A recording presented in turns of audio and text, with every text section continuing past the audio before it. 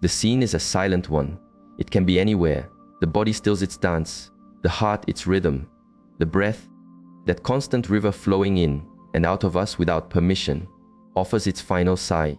But many do not perceive that in this moment of absolute stillness, something is still unfolding, something deep, something visible only to the inner eye. The consciousness, that core of awareness that dwelled within the body, begins a release. It is not an abrupt act, like turning off a light. It is more like the gentle loosening of an ancient root, entangled with years of lived experiences, of feelings, memories, and choices. Here, the whispers of those who have stood at the edge of this passage offer us a glimpse. They speak of a sudden lightness, an unasked for peace, and a clear sense of separation. Some see their own form from above, as if they were the quiet air in the room. Others hear the world around them, but their voice has become the silence between sounds. Awareness remains. It is awake, but its vessel has been returned to the earth. This separation is also a shift in energy. My tradition teaches that we are connected to the body by a current of light, a luminous river. This river that links the physical form to its essence grows quiet, its flow thinning until the connection to the world of form is complete. But not every root releases with ease. In sudden storms of departure, or for those whose roots are clutched tightly to the soil of material life, the unearthing can be a disorienting tremor, a shock. The consciousness sometimes lingers, not understanding why its touch no longer warms, why its calls are no longer heard. It is like waking from a powerful dream, only to find yourself in a land you do not recognize. The impact on the heart is profound. Imagine a life spent believing the end of the road was a cliff, only to find yourself floating, weightless, above that very road, hearing the echoes of sorrow, feeling the vibrations, but unable to reach out. This is the start of a new journey, but you have no map, no known direction. For the one who has practiced presence, this moment is an arrival.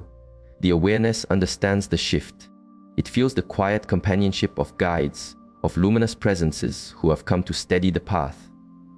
There is a gentle welcome, like a hand of light extended from the far shore. Everything begins with that final breath. But the end you see is merely the beginning of a different kind of beginning. The consciousness is free, yes, but it carries with it the fragrance of all its days, the joys, the sorrows, the lessons. It leaves the body behind, but it does not leave empty. What follows is what we will begin to explore now. Imagine waking up in a place you know, but the feeling of it is strange. The colors breathe. The sounds seem to rise from within you and without all at once. And the people you love move as if you are the empty space around them. You call to them, you try to touch them, but your hand passes through like mist. You are both present and unseen. For many, this is how the awakening on the subtler planes begins. After the untethering from the physical form, awareness does not dim. On the contrary, it can become sharper than ever. The challenge is, the consciousness does not always know it has passed. And this creates a profound disorientation. It senses a profound change, but it cannot name it. This happens because the soul still wears the habits of its physical life. It sees itself as the same self it was just a moment ago. The same thoughts, the same worries, the same memories. This is why it often tries to resume its patterns. To go home, to speak to loved ones, to finish what was left undone. But the world of form no longer answers its call. Doors do not open, words do not land, people do not respond. This creates a deep sense of isolation and wonder. Some may remain for days or weeks, wandering near what was once their anchor, especially when the departure was sudden. An accident, a sudden fire in the heart. The shock is a thunderclap that leaves the spirit ringing, needing time to comprehend the new silence. It is like waking from a long sleep, with no one to tell you where you are or what has transpired. In my spiritual tradition, we teach that this first period is crucial for the journey ahead. If awareness is clinging to form, to suffering, or to a task it believes is unfinished, it can remain in a space between worlds. A place where it still feels the weight of human emotion, but has no body with which to act. In this moment, What makes all the difference is the inner connection. If the soul cultivated a life of self-awareness, of stillness, of kindness, it tends to receive quiet help. Luminous guides appear. They draw near and assist in the passage. But if the soul lived in disconnection from these inner currents, the process may be slower, more solitary, and yet it is never truly abandoned. It may simply take longer to notice the signs. It is interesting to note that people in their final days often report seeing loved ones who have already passed. These visits, which may seem like mere dreams to an outside observer, might well be the soul's first touch with the subtler planes, a pre-awakening where it begins to hear the call from the other shore. It is also common for the soul, in the first hours, to follow what is happening with its body, the movement, the tears of family, the gathering of friends. All of this contributes to this state of initial confusion. The consciousness sees everything, feels everything, but it is no longer a part of that world in the way it once was. And accepting this change of state is often the first great practice. The clock of the world continues to tick, but on the other shore, time is a river that flows differently. For many ancient traditions, the first 7 days are a passageway, a corridor of energy where the soul remains very close to the earth plane. After the initial shock of seeing itself outside the body, the consciousness tends to seek what is familiar. Some choose to stay near, observing. Others follow their family, a silent presence hovering. There is no hurry now, but there is an inner urgency, a need to understand what has occurred, and a desire to ensure that those loved are well. In this symbolic space of time, the farewell ritual takes on a double meaning. For the living, it is a chance to say goodbye, to share, to comfort one another. For the departed soul, it is the last chance to witness the impact of its own journey. Every tear felt, every word of gratitude, every loving memory helps shape the understanding of the legacy it leaves. It is not unusual for sensitive people to feel a subtle shift, a coolness in the air, a quiet presence moving among them. These are signs the soul is there, learning its way through this human ritual. It perceives the feelings, hears the heart, spoken words, sees the images.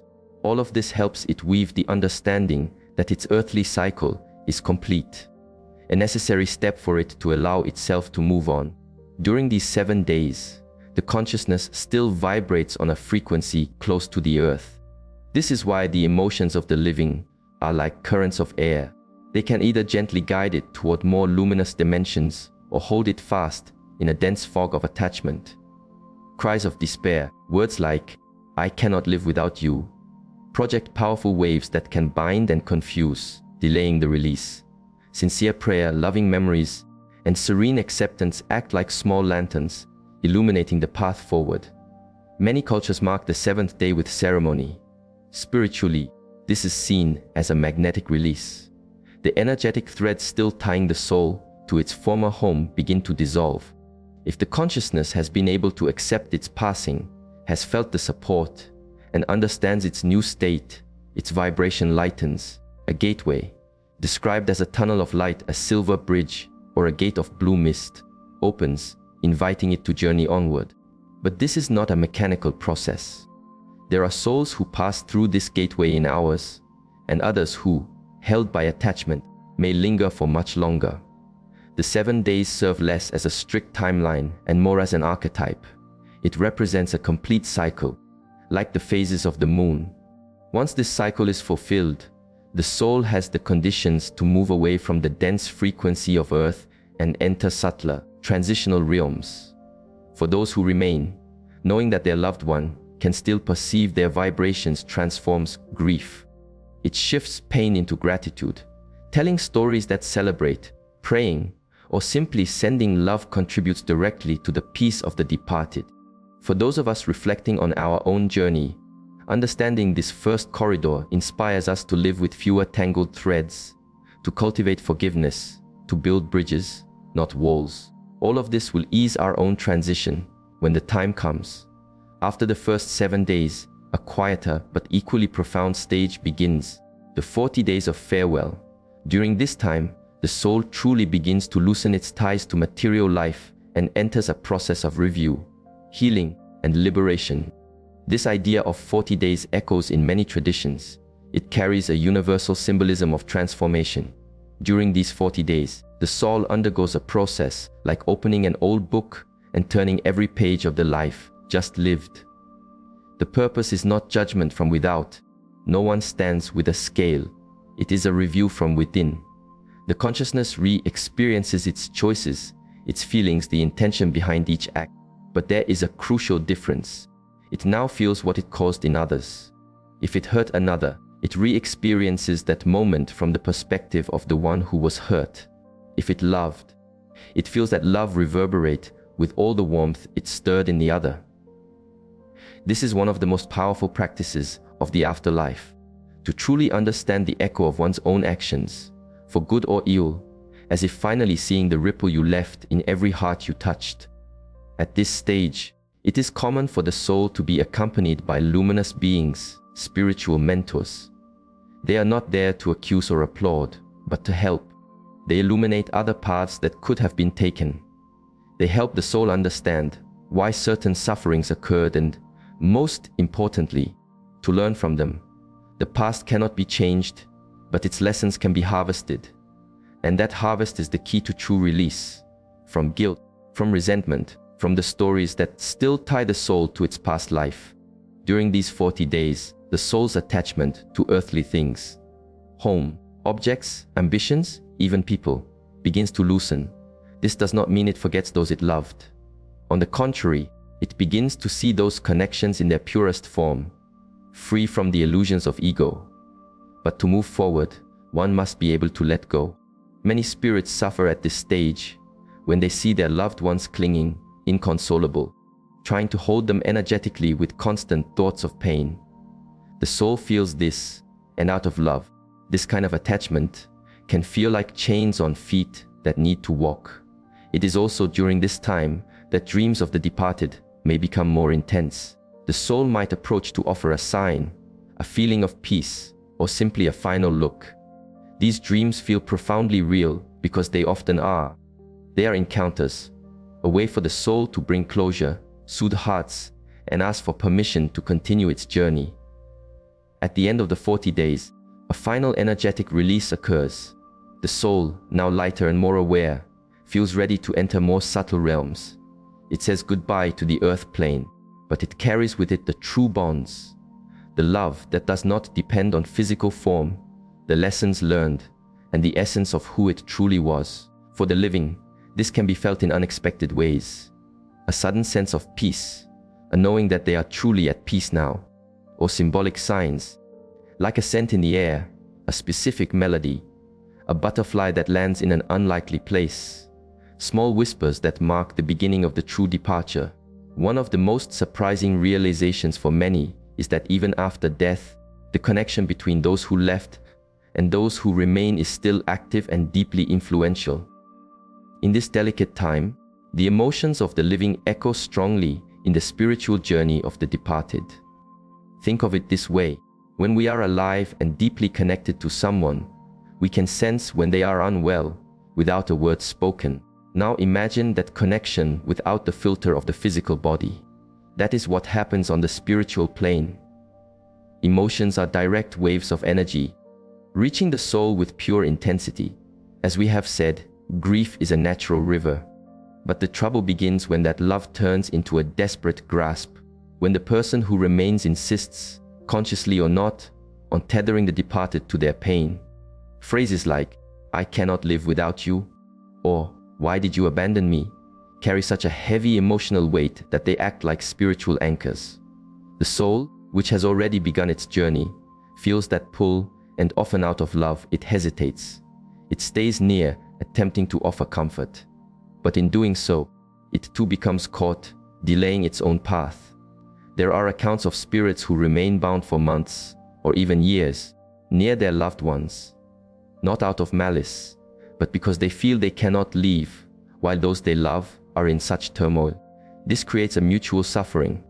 The soul cannot ascend, and the living cannot heal. This does not mean we must forget.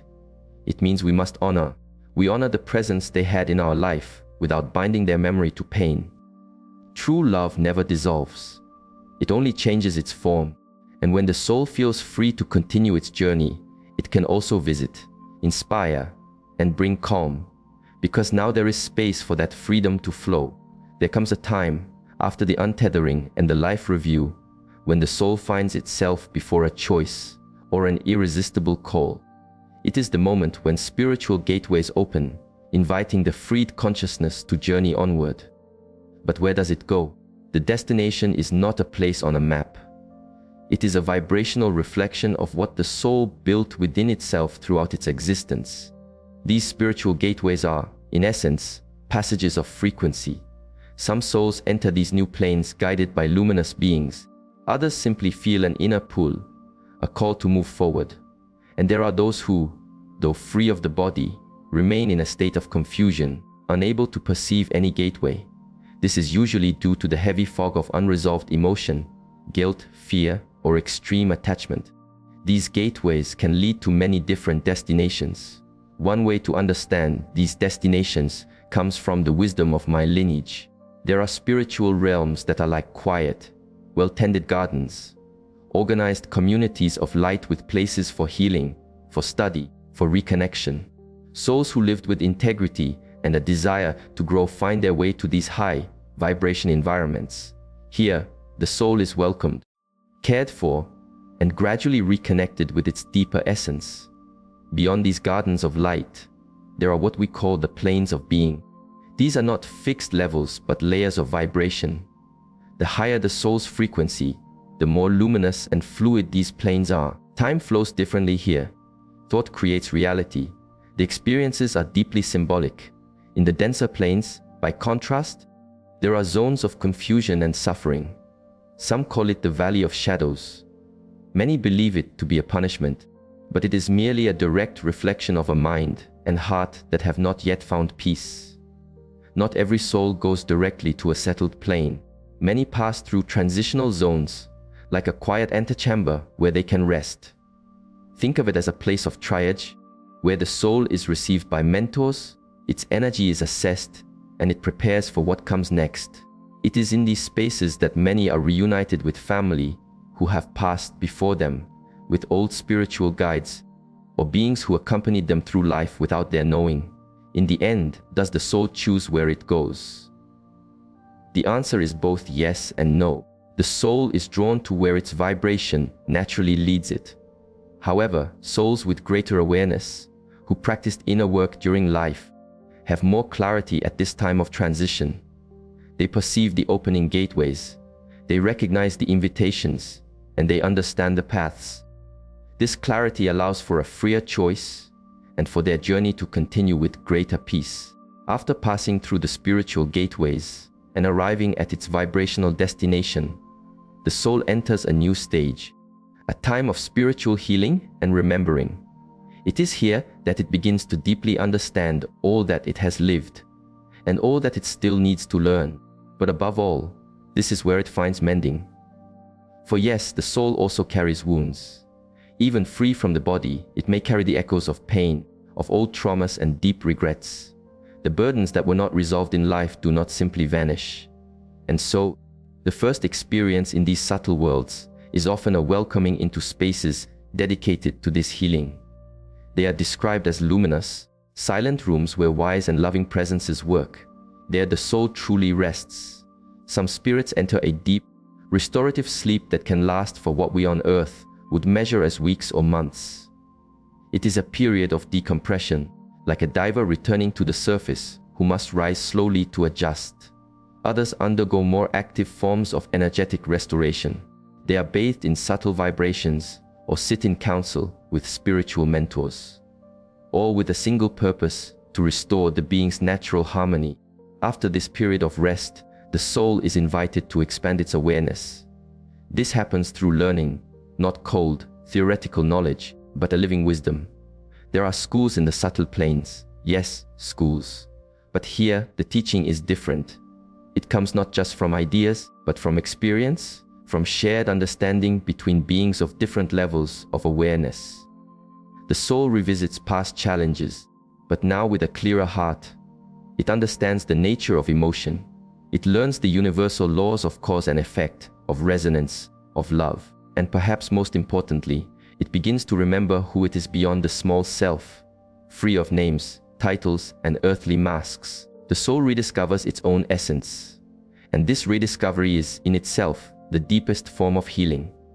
As it grows stronger, the soul prepares for the next step. This does not always mean returning to a physical life immediately. Some choose to remain in the subtle planes for a long time, deepening their wisdom, helping other transitioning souls, serving as agents of the spiritual realm. They become part of the quiet support that helps guide, rescue, or inspire the living. Others, upon understanding what they still need to develop, choose to return to the world of form for a new incarnation. This is not an impulsive decision. It is a conscious process, planned with guides, adjusted with great care. Every detail of the future life is considered: the family, the challenges, the gifts, the meetings and partings that will serve as catalysts for growth. We will speak more of how this path is chosen in other sharings. I recommend exploring our collection, The Pathways of Life. Some of you may be asking, can the soul visit Earth? The answer is yes. It happens more often than we imagine. This is not yet reincarnation. We are speaking of spiritual visits, moments when a soul that has departed temporarily returns to the earthly plane to observe, to comfort, to say goodbye, to protect, or simply to be near those it loves. And these visits happen in ways so subtle, they often pass us by. Others are so strong, you are left with no doubt they were here. There are different ways a soul can be present among the living, depending on its evolution, its connection, and its purpose. Visits in dreams are one of the most common forms. Anyone who has lost someone dear has likely experienced this, a dream so vivid it feels more real than waking life. And often it is. These are meetings on the astral plane, made possible when our own awareness is released from the body during sleep.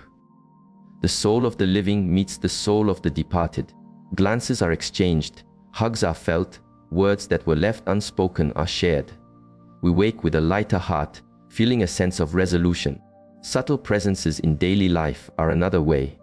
Sometimes the soul does not appear visually, but leaves a trace, a familiar fragrance that fills the air, a song that plays with lyrics that speak directly to the heart, an object that falls without reason, a soft breeze on a windless day. These are gentle touches, signs that someone is near. These presences are often felt when the soul senses a loved one needs support. Spiritual apparitions are rarer, usually experienced by those who are naturally sensitive. A soul may appear as a silhouette, a soft light in the room, or even a voice. And then there are protective interventions, situations where a soul, especially one acting as a guide, may gently intervene in a loved one's life, preventing a misstep, inspiring a decision, nudging a change of path. The living person feels it as a strong intuition, an invisible hand. How can we invite these encounters? By keeping the heart open, by finding peace with the departure, by cultivating good feelings. Sincere prayers help, as does remembering with joy, not sorrow, speaking to them with love. But most importantly, we must not wait with attachment. These visits do not happen on command. A soul comes when the time is right, and only when it does not disrupt its journey or ours. This is why we must learn to let go, to love without demanding. And it is curious how, after someone leaves, we often begin to see life with new eyes. We feel more. We realize that all that truly matters cannot be seen, but only felt. And the vibration we cultivate influences not only our journey, but the journey of those we love, both here and on the other shore. This is the moment when many awaken to a core responsibility, the responsibility for our own energy. Every thought, every feeling, every act of gratitude builds a bridge between worlds. It is no accident that so many peaceful souls can visit their loved ones with ease. They vibrate with clarity, and the living who keep their hearts clean, light, and aware can feel that presence, for they are in resonance. If you feel this call to reconnect, to transform your own frequency, I invite you to a simple practice, the practice of the clear heart. For 21 days, begin each day with gratitude. Reprogram your inner world, Unlock your connection to your own deep potential. It is a simple path of conscious practice, of vibrational elevation, and maybe this is your time. You will find a guide to begin in the first comment below. In this first year, there are moments that are vibrational gateways. The 7th day marks the first great energetic release. The 40th day represents the end of detachment from the world of form. And the first anniversary of the departure is a complete closure, a spiritual harvest. When one full year has passed, something shifts. It is as if a circle finally closes, allowing that consciousness to journey on with even greater freedom. And for those who remain, it allows the pain to transform into serene memory.